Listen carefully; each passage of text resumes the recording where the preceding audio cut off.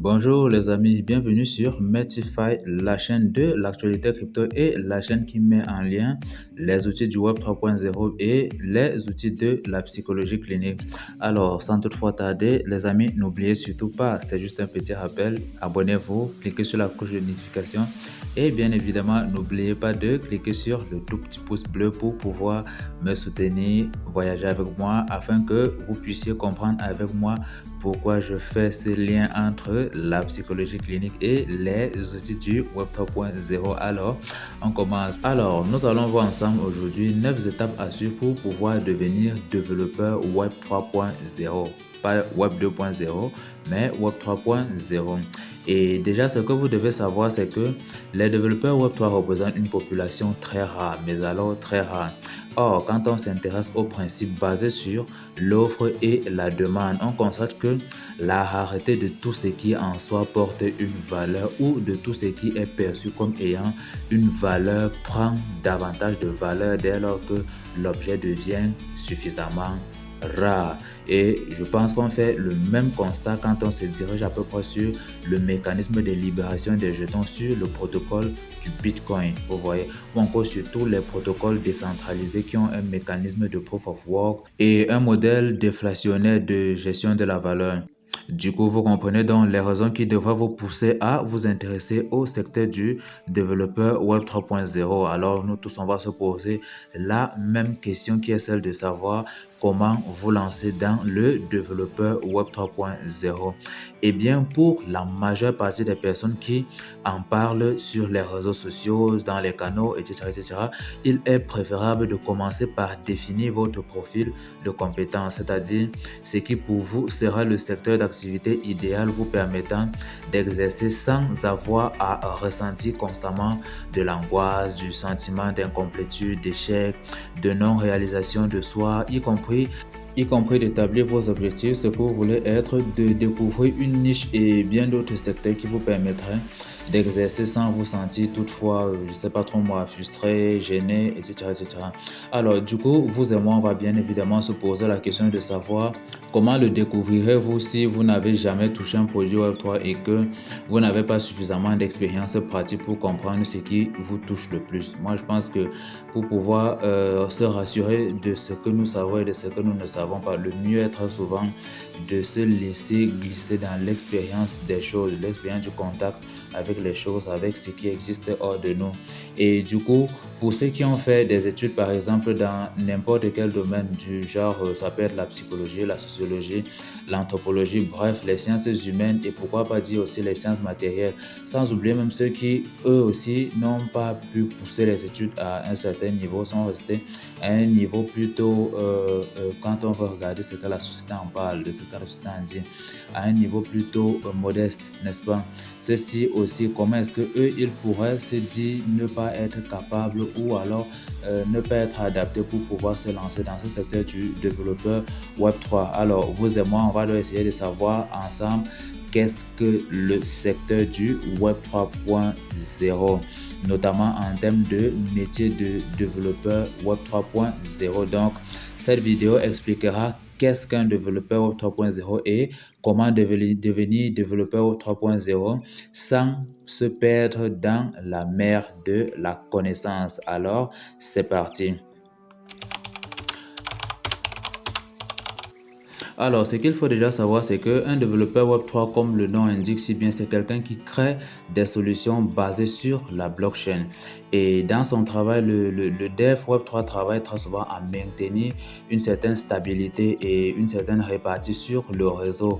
Et pour les gars, assurez-vous, c'est pas une chose faite pour les faibles du cœur, puisque un développeur Web3 connaît généralement bien des mathématiques et l'informatique qui d'ailleurs c'est pas la chose accessible à tout le monde en termes de besoin de connaissances.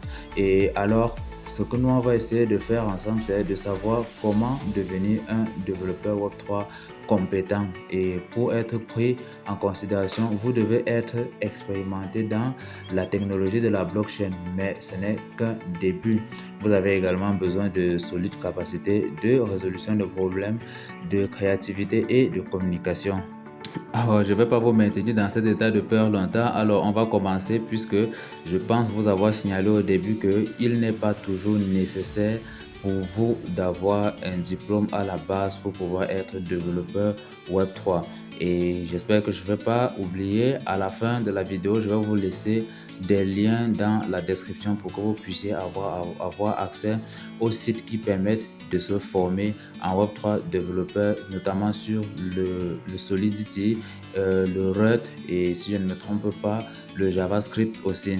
Donc, pour répondre donc à cette question de comment devenir développeur Web3, je pense que j'ai pris la peine, bon, rassurez-vous, j'ai pris la peine de collecter, évaluer, analyser, réviser et réparer et préparer un ensemble d'informations qui sera une feuille de route pour que nous atteignions ensemble cet objectif de devenir Web 3.0 développeur. Alors, comme vous venez de le constater, la première chose que vous devez de maîtriser pour pouvoir devenir développeur Web 3.0, c'est d'abord le concept de la blockchain. Pourquoi vous devez maîtriser le concept de la blockchain? Parce que cela vous permet de pouvoir construire et optimiser rapidement les contrats intelligents. Et pour ceux qui ne savent pas, la blockchain désigne une base de données immuable, publique et décentralisée détenue par la communauté. Et s'il y a quelque chose d'autre que vous devez également savoir, c'est que sur la blockchain, les données sont conservées en blocs et chaque bloc comprend son contenu, son hachage et le hachage du bloc précédent pour pouvoir connecter les autres blocs qui vont suivre. C'est pourquoi on dit chaîne de blocs. C'est à peu près ça. Et encore que le hachage pour sa part, s'il faut connaître ce que c'est qu'un hachage, parce qu'on ne peut pas définir ce que c'est que une blockchain sans pouvoir définir aussi ce que c'est qu'un hachage, alors que le hachage est ce que contient un bloc ou une bloc dans la chaîne de blocs, n'est-ce pas? Et le hachage pour sa part est une chaîne unique en son genre généré par les données ou à partir des données. Et c'est quelque chose qui change en fonction des informations qui participent à la formation d'un bloc de la chaîne. C'est pourquoi, ou encore c'est même par exemple le cas lors des déploiements des informations d'identification JWT dans le node JS. Et si l'un des blocs est altéré, donc si l'un des blocs ne fonctionne pas ou il y a un problème au niveau d'un bloc, ce qui va se passer, c'est que le hachage va changer et les blocs suivants vont devenir invalides car la chaîne sera totalement foirée. Et cela va conduire les utilisateurs pour pouvoir régler ce problème à réévaluer tous les blocs de la chaîne, ce qui d'ailleurs n'est même pas facile parce que réévaluer les blocs d'une chaîne consiste à faire quoi? À repartir sur les nœuds détenus par chaque mineur ou chaque validateur du réseau afin de contrôler qu'est-ce qui n'a pas marché. Et s'il faut savoir où se trouve le nœud qui n'a pas marché, rassurez-vous, vous pouvez toujours courir. C'est pourquoi on reconnaît à la blockchain donc ce socle de sécurité plutôt très garant.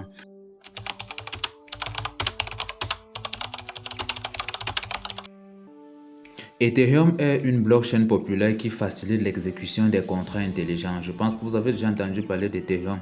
Et d'après les analyses, Ethereum sera, si je ne me trompe pas, et beaucoup d'analystes pensent cela, je vous assure, que Ethereum sera sans aucun doute la blockchain la plus répandue pour l'établissement des contrats intelligents dans le monde. Il y a beaucoup de concurrents qui arrivent quand même, mais Ethereum finit toujours par rester à la tête du trône en tant que déployeur de contrats intelligents.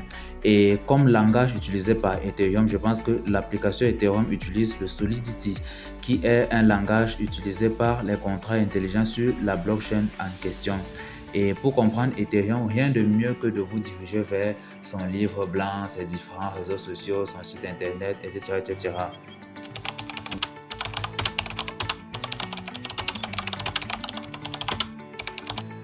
Comme indiqué précédemment, bien que les technologies de la blockchain alimentent le back-end des applications décentralisées, le front-end est écrit en JavaScript, ça c'est ce qu'il faut savoir. Et voici ce que vous devez savoir aussi en termes de plateforme de codage.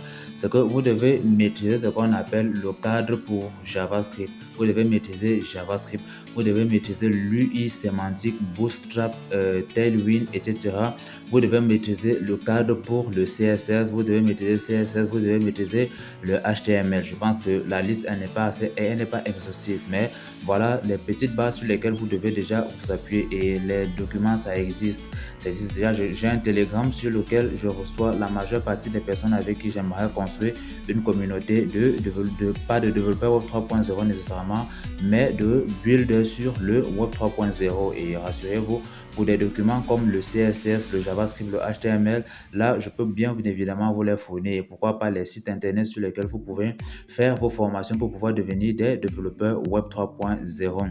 Et je recommande également d'étudier le back-end Web 2 en tant que sauvegarde back-end tels que les fondamentaux Node.js comme Eventloop, API Framework comme Express et Database comme MongoDB.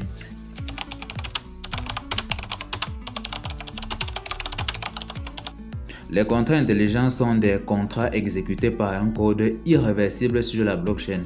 Et il faut dire qu'en termes de ressources ou de connaissances, ils nécessitent les mêmes bases retrouvées dans les cours JavaScript. Et ce sont même, si je ne me trompe pas, ce sont eux qui alimentent les applications décentralisées. Et comme comprendre la notion de contrat intelligent ne suffit pas, vous devez également pouvoir les créer, bien évidemment. Et c'est là que Solidity entre en scène, bien évidemment. En fait, Solidity est un langage de programmation de haut niveau orienté objet conçu principalement pour les créateurs ou encore la création de contrats intelligents. Et cependant, comme Solidity est si jeune, parce qu'il est récent, il y a peu de ressources pour vous aider à l'apprendre. Et moi, je ne veux pas vous mentir, il m'arrive parfois de galérer un peu sur Solidity.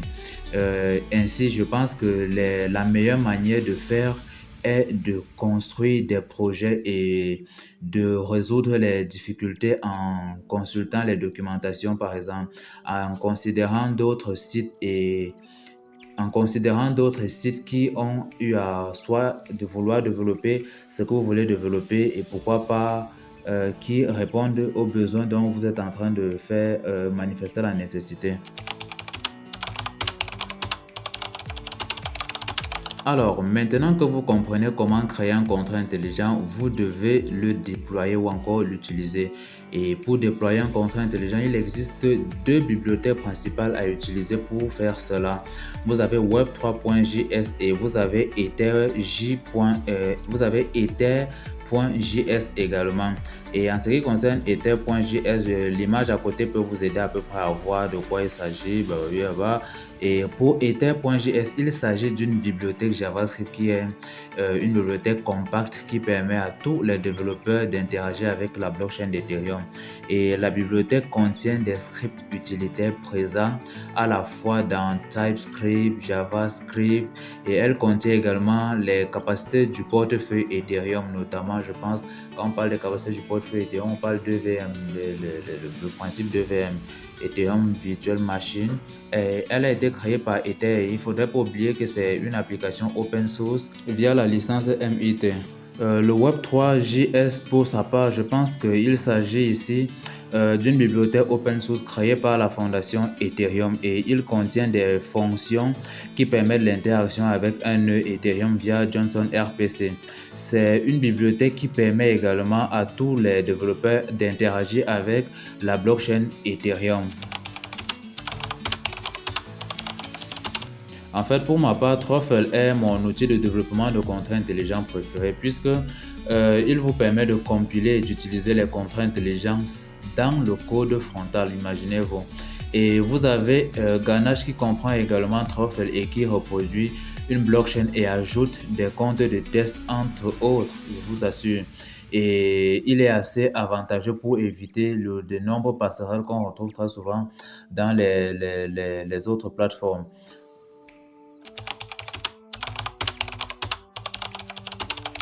En fait, Alchemist est un ensemble d'outils de développement pour les projets de prototypage, de découpage et d'expédition plus rapides. Alchemy prend en charge une variété de chaînes, y compris Ethereum, Starnet, Flow, Polygon et bien d'autres. Et même du côté de Starnet, rassurez-vous, je vais vous faire une vidéo ou un tuto sur comment est-ce que vous pouvez participer à l'airdrop de Starnet. Je pense que j'avais déjà introduit la vidéo, mais je ne l'ai pas terminée faute de beaucoup d'occupations. Mais vous gênez pas, je reviens avec la suite du programme de l'airdrop en question. Et il faut dire que Alchemy offre un excellent API NFT qui vous permet de préparer rapidement l'acquisition des NFT. Il dispose également d'un API de blockchain surréaliste ou encore suralimenté et prend en charge les modifications push Web 3.0.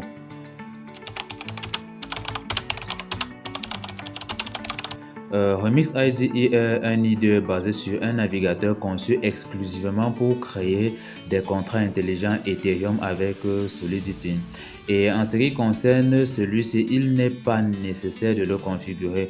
Vous pouvez commencer à écrire du code immédiatement dès que vous êtes sur la plateforme parce que c'est un outil qui construit votre code et vous permet simplement de le tester ainsi que de le déployer sur un contrat intelligent ou bien ainsi que de déployer votre contrat intelligent. Au fait, bien que Remix soit fantastique, il ne suffit pas toujours et vous pouvez même manquer votre configuration de code VS à cause des 42 extensions qui existent sur la plateforme.